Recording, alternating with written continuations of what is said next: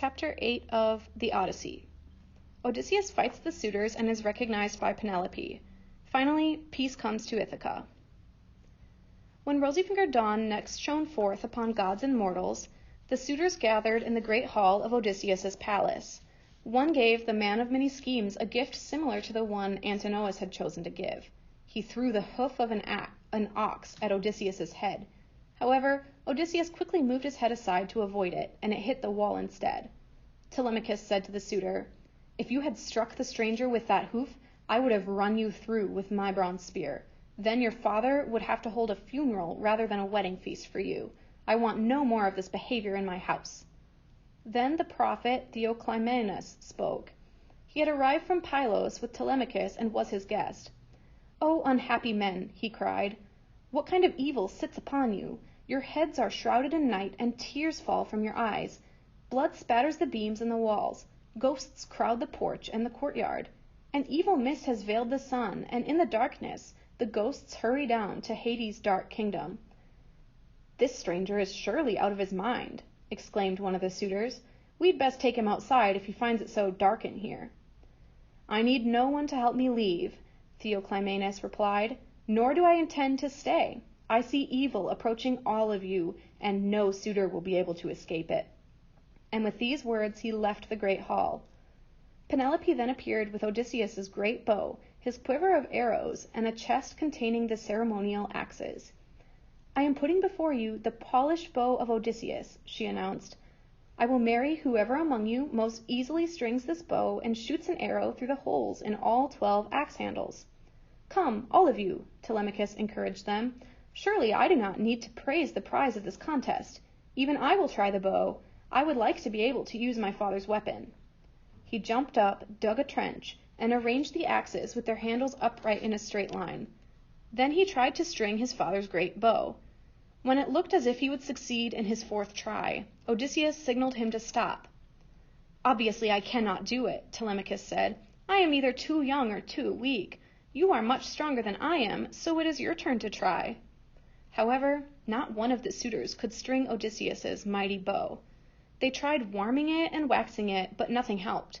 One of the men complained, "I'm sorry to lose a woman like Penelope, but there are many other fine women in Greece.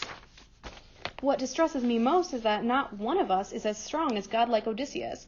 Men to come are sure to think less of us because of our weakness." Then Odysseus, man of many schemes, called out, "Suitors of good Penelope, give me the polished bow so that I can see whether I still have the strength I had before my wanderings began and I had to start begging for food." Antinous replied, "Is it not enough for you to eat in our presence and listen to our conversation? What other beggar is treated so well? Besides, if you do manage to string the mighty bow, we shall quickly ship you to some other land where you will not fare as well as you have in Ithaca." Another suitor said, "And how would it look if a wandering beggar could string the bow that younger men cannot?" Wise Penelope replied, "You suitors have already injured your reputations by your behavior in this royal house. What more do you have to lose? This stranger is well born and well built. If he strings the bow, I shall not marry him. Surely he can have no hope of that. But I shall give him a set of fine clothes and good weapons to use in his own defense."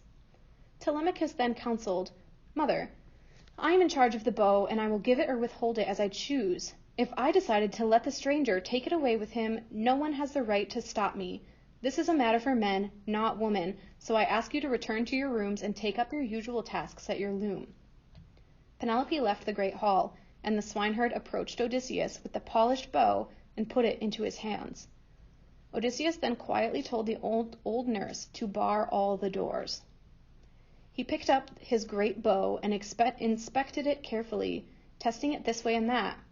Then, with no effort at all, he lifted the bow and strung it. As a man skilled in the use of the lyre easily stretches the string of twisted sheep gut around a new peg and then fastens the string at each end, so godlike Odysseus strung his polished bow. While Zeus, lord of Olympus, set forth a loud clap of thunder, Odysseus stood by his chair, set one of his arrows upon the string, and sent it flying through all 12 holes in the axe handles.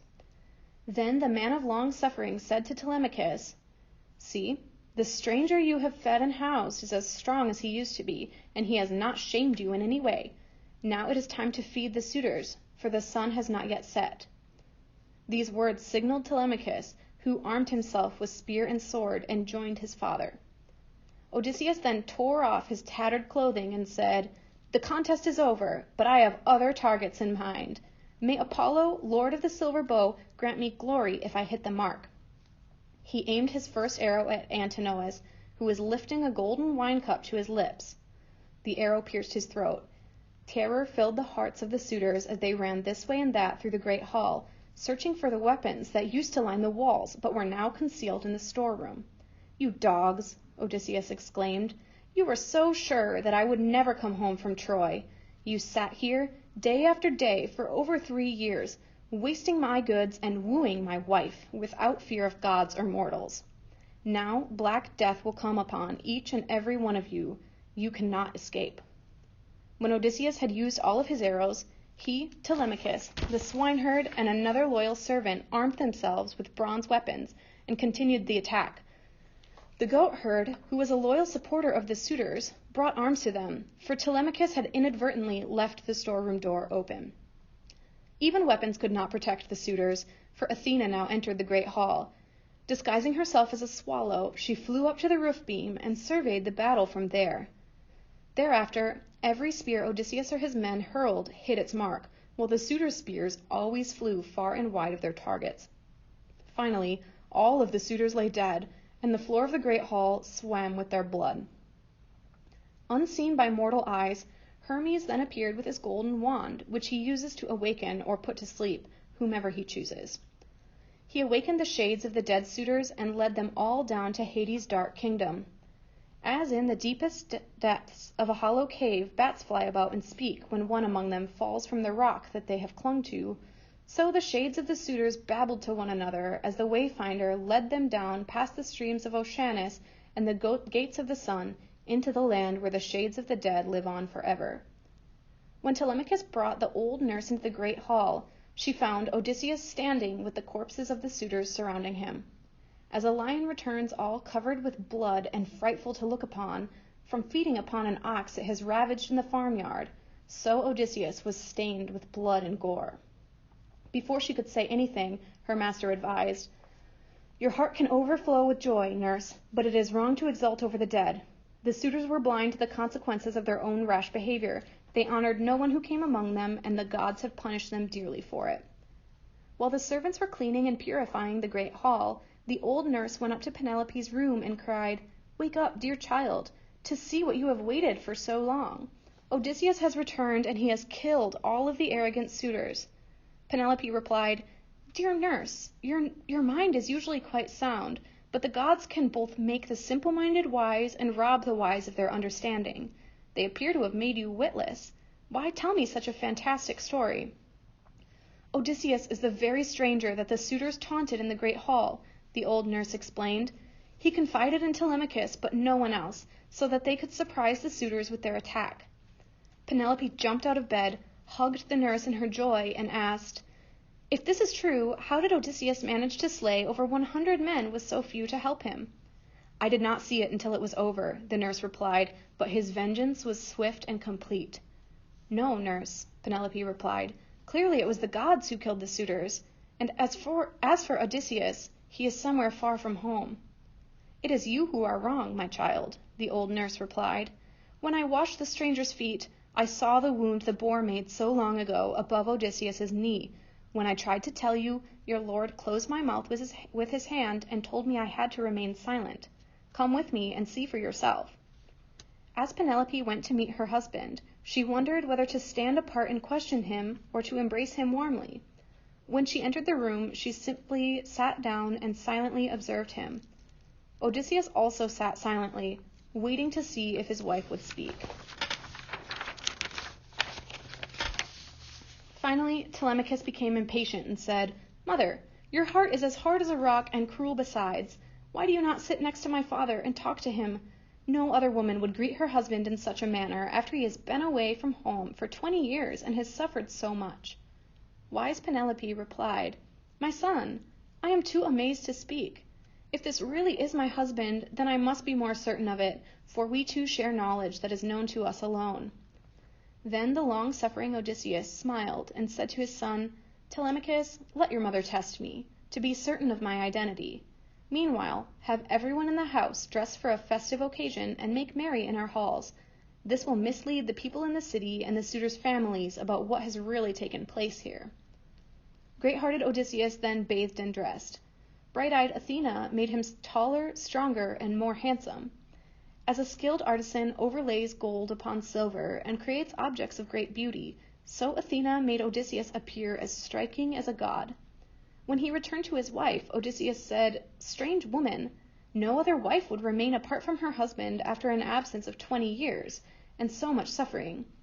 It appears that nothing can soften your heart. So, nurse, prepare a bed out here for me, for my wife has an iron heart."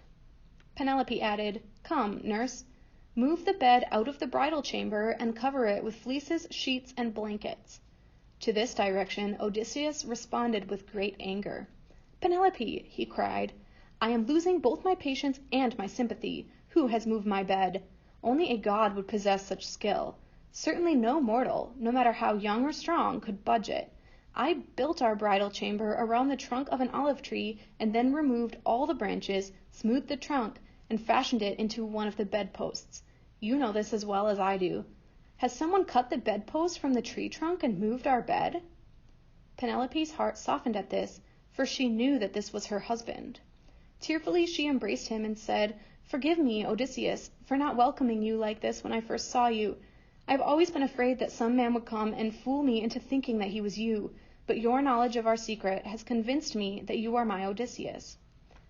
As the sight of land is welcome to shipwrecked swimmers, whose swift hollow ship Poseidon destroyed by sending tumultuous waves and mighty winds to attack its strong frame, and with hearts overflowing with relief and happiness, they finally set foot upon that land, so was the long-suffering Odysseus welcome to Penelope. Once she embraced him, she could not release him, and Odysseus wept as he finally held his dear, loyal wife in his arms. Rosy-fingered Dawn did not bring light to gods and mortals until bright-eyed Athena gave her permission. The goddess extended the night and delayed dawn at the streams of Oceanus in order to give Odysseus and his Penelope time to weep and to love and to exchange tales of the past 20 years. And only when the last of the tales concluded were they content to fall asleep. When dawn finally shone forth upon gods and mortals, word of the fate of the suitors spread through the city. Each family collected its dead, and the corpses from far lands were sent home. Then the men of Ithaca assembled to discuss whether or not to take vengeance upon Odysseus. The father of Antinous blamed Odysseus for the deaths of all his companions who left the land of the horse-taming Trojans aboard their 12 hollow ships, as well as for the deaths of the suitors.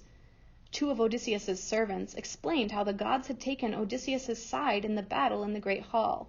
Finally, a prophet told the men of Ithaca that it had been their responsibility to curb the suitors' behavior, but they had been too cowardly to take action against their children and their countrymen. Half of the speakers decided against vengeance and returned home, but the other half decided to attack. Zeus, Lord of Counsel, then directed his bright-eyed daughter to bring peace to Ithaca. When Odysseus and his small group of armed men faced the armed group from the city, Athena joined Odysseus disguised as a family friend.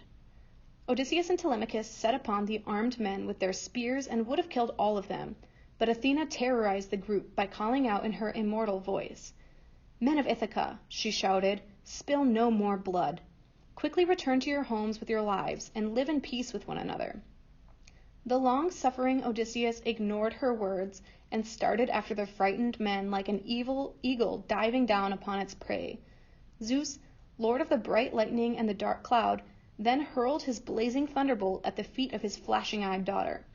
"Odysseus," Athena counseled, "drop your weapons. Put aside what is past and love your people. Then you will be king the rest of your life and will live peacefully and well. If you cannot obey, you will arouse the anger of mighty Zeus." When Odysseus heard these words, his heart filled with joy. Thus Athena, in the form of a loyal friend, brought lasting peace between Odysseus and his people. That ends the Odyssey.